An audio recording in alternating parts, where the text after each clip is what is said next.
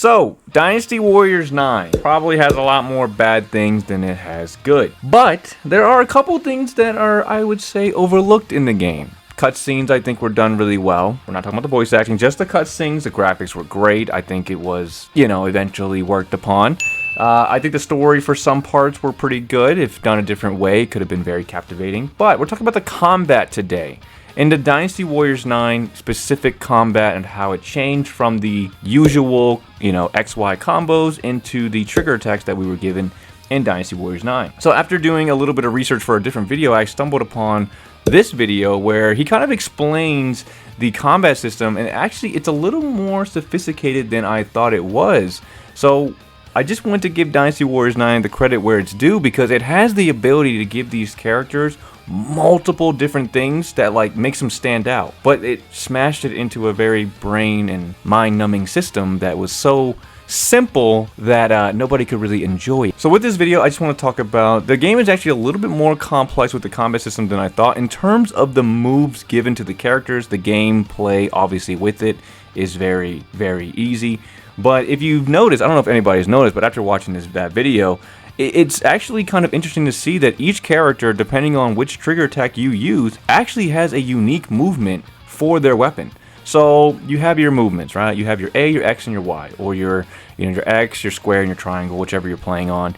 And you have these flow attacks that happen after you initiate the trigger attacks. Every single one of them is different. Now, some of the characters I think share a similar one. I know the specials are always different, but I think for some of the characters that share the same weapons, they have the same flow attacks. I would have to double check that, but let's start with the regular flow attack. So the regular flow attack is not initiated by any trigger. So you just smash the X or the square, and your character has a string of events, some sort of flow attack that comes out for them. Now, when you do a trigger attack before you do the flow attack, it changes their flow. Now, when I was playing the game, this is something that I didn't really pick up on. I didn't really notice it. I just felt like I was button mashing, which you are. You're not really doing anything different. You're just button mashing.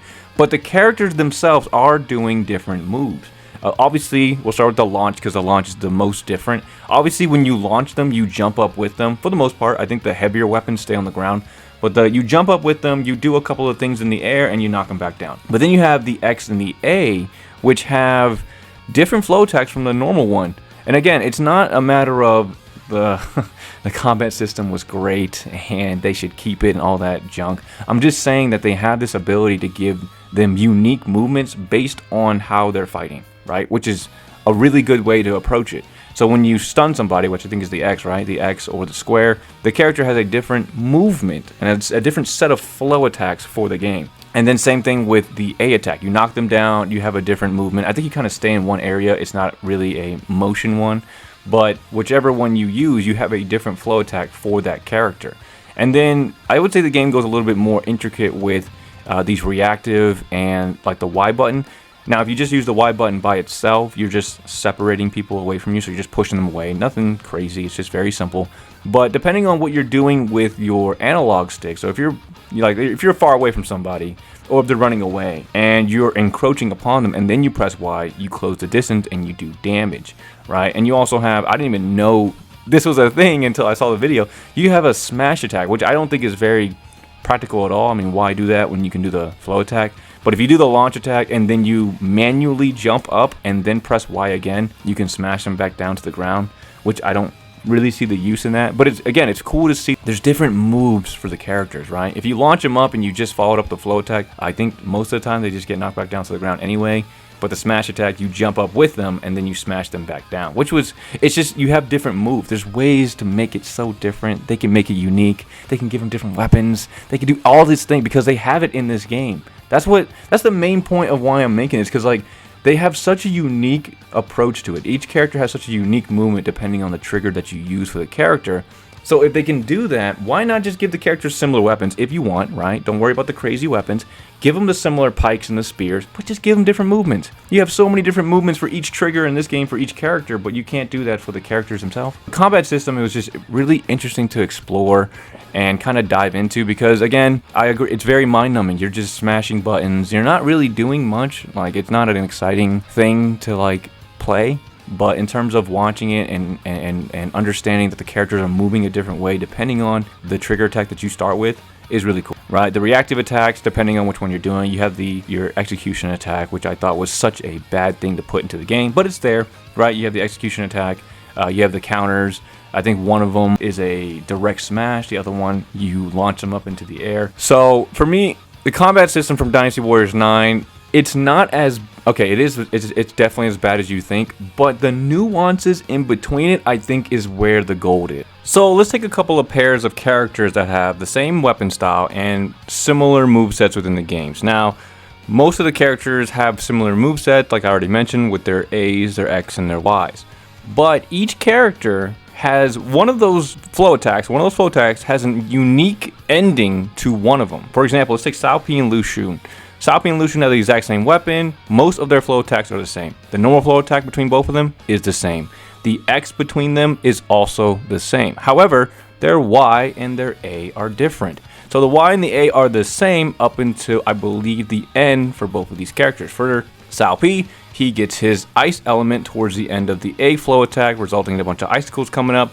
And then for Lu Xun, at the end of his Y launch, he gets a like whirlwind of like slash, or I guess whatever you put on him, maybe wind, I don't know what it is, but just a whirlwind, a different animation towards the end for his launch attack that is unique to him. Another example is Guo Jia and Zhou Yu. Both of these guys had the exact same weapon in this game as well, and I'm sure if I looked at Zhu Ran, he would have a different thing as well. But again, similar things. They have the same X stun attack, like the same stun flow attack, and the same normal attack, the same normal flow. But if you look at their Y and their A, it's different for both of these characters. I believe Zhou Yu is completely different from Guo Jia and like the normal launch attack for the staff. So for Zhou Yu, he launches up and he comes down, and then he has like the little motion that he makes as if he was going to do the volley from his old EX attack. But then for Guo Jia on his A, his is a little bit more subtle. I actually had to do it a few times to really see that this was the flow attack that was different for him. But for his A, he ends up with a little bit of a different movement. I think he puts it like behind his back real quick, and he does like a little finesse movement, and he finishes off his flow attack. If they have the intricacies to make these flow attacks the way they do, there's a lot of different movements here. That's a lot to animate. That's a lot to put in. You got the trigger attacks, and then you have all the individual flow attacks after that. And then, of course, you have your base flow attack. That's 4 different movements for the character. How come you couldn't just, like, tweak it a little bit? You know, change it. Because their weapons are different. Their weapons look completely different from each other, right? You have Liu Shan's extension blade, and you have Yuan Shao's extension blade. They look different, but they move the same. Yuan Shao and Liu Shan are not going to fight the same. Yuan Shao probably has noble training, right? He's got the nobility behind him. He's probably trained with sword fencing masters, whatever, right? So that would probably, he would probably have a more proper style. Versus Liu Shan, who maybe has quote-unquote noble training, but it's from the Shu Kingdom. The Shu Kingdom fights completely different from the northern nobles of Yuan Shao's time. What was that, like 50 years later? There's no way they're fighting the same.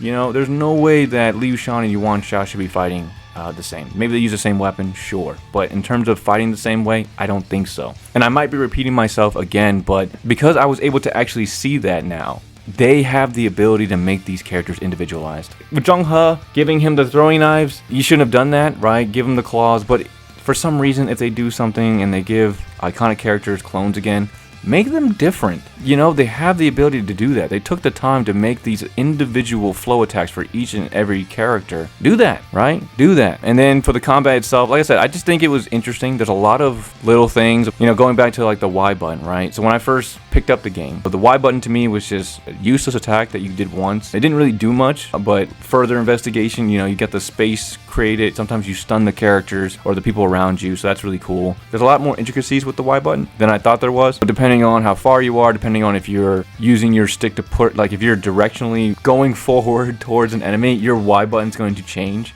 depending on what you're doing with your with the buttons and stuff. Of course, the reactive attacks, like I said, the little nuances there. Yeah, I just think that's really all I have. The combat system is still garbo because it's button mashing, man.